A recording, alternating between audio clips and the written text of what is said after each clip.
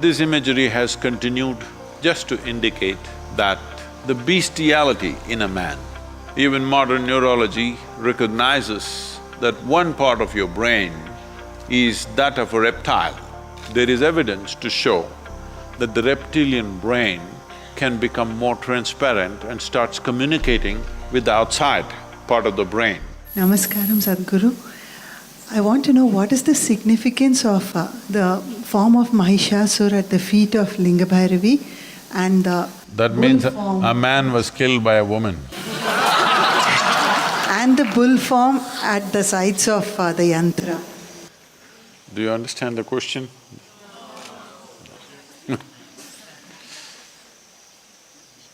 Mahishasura is a man first.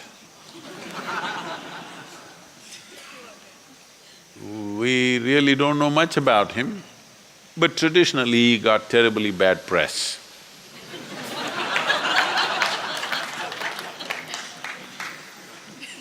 So he was supposed to be bad.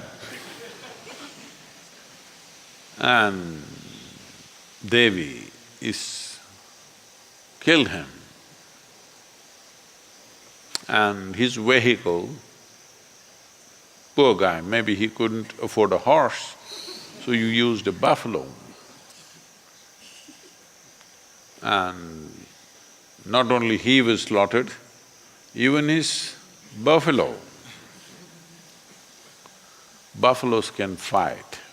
So, in the past, certain people rode buffaloes because in a fight, a buffalo is much better than a horse.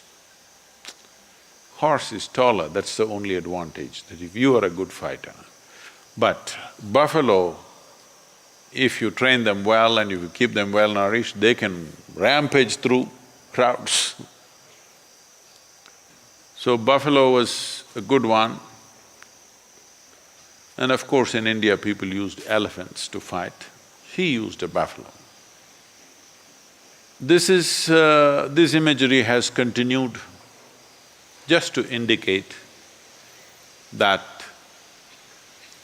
the bestiality in a man, the beastly nature, the animal nature in a man, because you didn't drop from heaven as some people believe, you evolved. The qualities of an amoeba, an earthworm, a grasshopper, a buffalo, every kind of beast that evolution went through, elements of those qualities are still with you. Yes, sir, you know. They're still with you.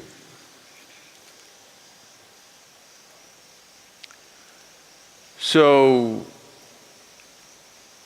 these are all compulsive tendencies.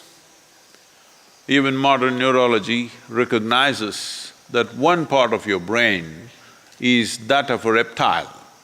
There's a reptilian brain which is approximately the size of your fist. So those of you who have a big fist, I'm sorry. You show your fist, huh? Somebody else say he's got more animal in him. So, the evolutionary process, the modern neurology recognizes that there is a part of your brain which is reptilian. That means it's at that stage of development which is instinctive and does things in a certain way. But over that, a flower of cerebral cortex evolved. If you function out of this, which is a happening, which happened after human spine became erect. After the human spine became erect, the outer flower developed, which is what makes you human, which is what gives you thoughts about universality of the existence, which is what gives you an idea that everything is one, which is what allows you to be a scientist, This is what allows you to be a spiritual seeker. But if you go back to this, all you have is instincts of survival. So the entire process, the human effort through education, through spiritual process, through meditation, everything is to move away from this and function from the outer dimension, which is a more recent happening, but this gives you a sense of seamless way of approaching life. If you go to the reptilian brain of who you are, fixing boundaries is all that you know. So whenever you are having problems with people around you, always wanting to fix your boundaries, this is mine, this is yours, my space, your space, my air, your air. When it comes, you must know you gotten here. Now the spiritual process, the yogic dimension is looking at how to make this, because if you function only from one aspect of your brain, it'll work, but not enough, you're not using all of it. So there are methods, some of the methods you are already practicing, but the idea is to open this up. There is evidence to show that the reptilian brain can become more transparent and starts communicating with the outside part of the brain. There are experiments, there are studies which show that with certain practices of meditativeness, reptilian brain, which is always about fixing boundaries, will begin to communicate with the outer part of the cerebral cortex and it function as one brain. So I don't know if you should. The flower should open up, and that is why in the yogic, you will see all the imagery in the yogic culture, flower, flower, small flower, small flower, small flower, big flower. It opened up. If it opens up, now human intelligence is functioning in a very unifying way, not in a divisive way, not in a way that you will become exclusive, you will become inclusive. Inclusiveness is not a philosophy. Inclusiveness is the nature of the existence. No other creature is able to realize this. They're all busy fixing boundaries. The dog is peeing all over the place, not because of urinary problems, but he's establishing a kingdom, pea kingdom, of course.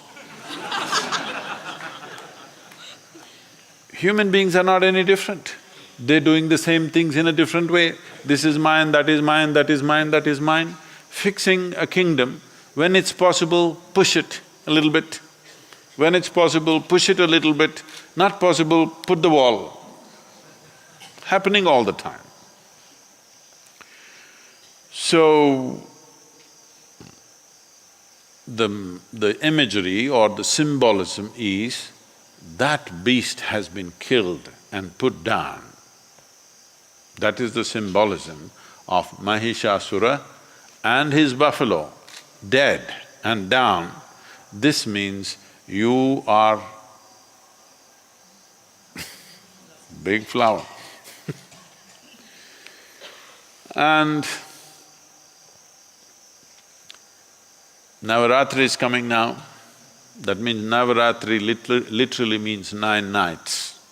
Why this Navaratri is, every month after the no moon day or the new moon day as it's called here, or the Amavasya, after that, days are counted.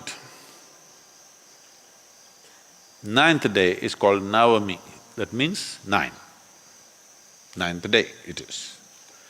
These 9 days are considered feminine. Out of the 28 days, 1.5 days or nearly 30 to 36 hours is a neutral time when the full moon is on. So 27 days or the days which are calculated in a certain way. 27 days or 27 is significant with reference to the solar cycle also. So 1/3 of it is called the feminine part of the month, the 9 days. The remaining 18 days are masculine in nature. So when the feminine is on, the Devi's thing is on, so that is why in the tradition, up to Navami, all the worship is for the Devi. After that, things will change. Particularly in the tradition that comes from Kashmir, which is a very strong feminine worshipping culture, I'm talking about the past. Today if we say Kashmir, you think of terror, you think of militancy, you think of extreme manifestations of many things. But this is all started about 7 centuries ago. Before that, and even after that, for quite some time, Kashmir was a very strong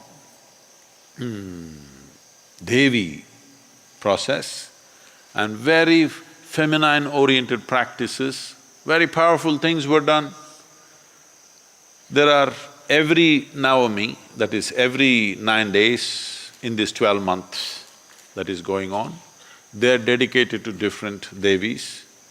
The one that comes now, which is called the Dasara, or the Navaratri as it's largely celebrated, this is dedicated to Devi Sharada. This was considered most important because Sharada is the goddess of learning. So among the various things that a human being can do, this tradition held learning as the most important that a human being can do. He can fight, he can win, he can conquer, he can run. But the most important thing that a human being can do is they can learn. That is the significant aspect of who we are.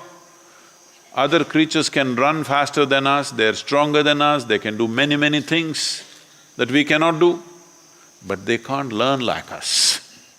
So this Navaratri, which is coming now, end of September, or no, beginning of October, I think, is dedicated to Sharada Devi, the goddess of learning, because this is unique to us. This is the pride of being human, that you can learn just about anything. If you're willing, you can learn. Even if they're willing, the other creatures cannot learn. So this is the most significant Navaratri dedicated to Sharada, and you must prepare learning something. And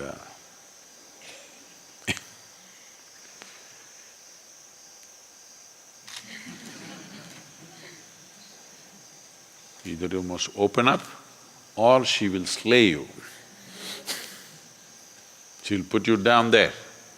The symbolism is also this, that when masculine exists by its own nature, it naturally lives instinctively. That means this. Only when feminine enters, it can become little open. So when it opened, the masculine or the beastly nature fell at her feet because she rose out of that. So the symbolism in the Devi temple is just that. Because she rose in full power, this bestiality is down there.